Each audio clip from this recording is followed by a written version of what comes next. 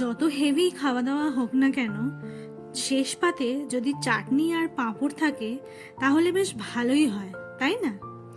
আমের চাটনি, খেজুর আমসত্ত্বর চাটনি, পেঁপের চাটনি, আরও কত কি। তবে গরমকালে আমের চাটনি যেমন খেতে ভালো লাগে, তেমনি গরমের সাথে শরীরকে মানিয়ে নিতেও সাহায্য করে। বলে গরমকালে আমের চাটনি খেলে শরীর ঠান্ডা থাকে। আমের চাটনি বানাতে প্রথমে একটা কাঁচা আমকে পিস পিস করে কেটে জলে হলুদ দিয়ে কিছুক্ষণ ভিজিয়ে রেখেছিলাম। এরপর আমগুলোকে একটু জলে ভাপিয়ে নেব। ভালো করে ফুটে এলেই জল থেকে আমগুলোকে ছেঁকে নেব। এবার বাকি উপকরণগুলো রেডি করে নিই। লাগবে 5 ফোড়ন, শুকনো লঙ্কা, জিরে ভাজার গুঁড়ো, সামান্য নুন আর বেশ খানিকটা চিনি। আর লাগবে একটু মৌরি গুঁড়ো লাস্টে ওপর থেকে ছড়িয়ে দেওয়ার জন্য। এবার একটা কড়াই নিয়ে তাতে 2 টেবিল স্পুন মতন সর্ষের তেল দেব। তেলটা ভালো করে গরম হয়ে আসলে তাতে দিতে হবে 5 ফোড়ন ও শুকনো লঙ্কা।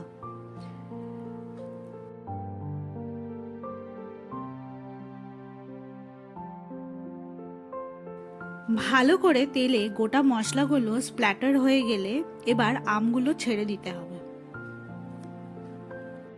আমগুলো এবার একটু তেলে ভাজতে হবে, তবে খুব বেশিক্ষণ নয়, ওই 1 মিনিট মতন একটু তেলে নেড়ে চেড়ে নিলেই হবে। এরই মধ্যে দিয়ে দেবো একটু নুন।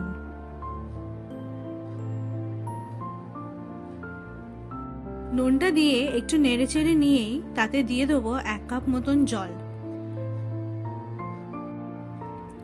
জলটা ফুটে আসলেই তাতে দিয়ে দেবো একটা ছোট বাটির সমান চিনি। তবে চিনিটা আমের টকের ওপর নির্ভর করছে। আমার যেমন ছোট বাটির 1 বাটির থেকে একটু কমই চিনি লেগেছে। এবার ফোটানোর পালা।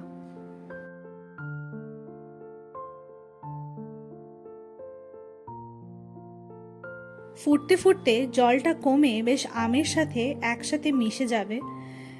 এই পর্যায়ে একটা দুটো আমের টুকরো একটু ভেঙে মিশিয়েও দেওয়া যেতে পারে, তাতে বেশ একটা গা মাখা টেক্সচার আসবে।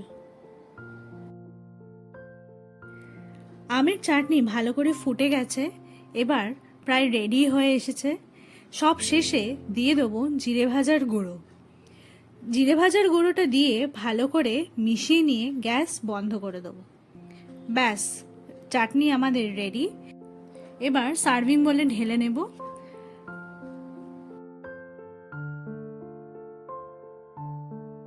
ওপর থেকে ছড়িয়ে দেবো আরও একটু জিরে ভাজার গুঁড়ো আর একটুখানি মৌরি গুঁড়ো।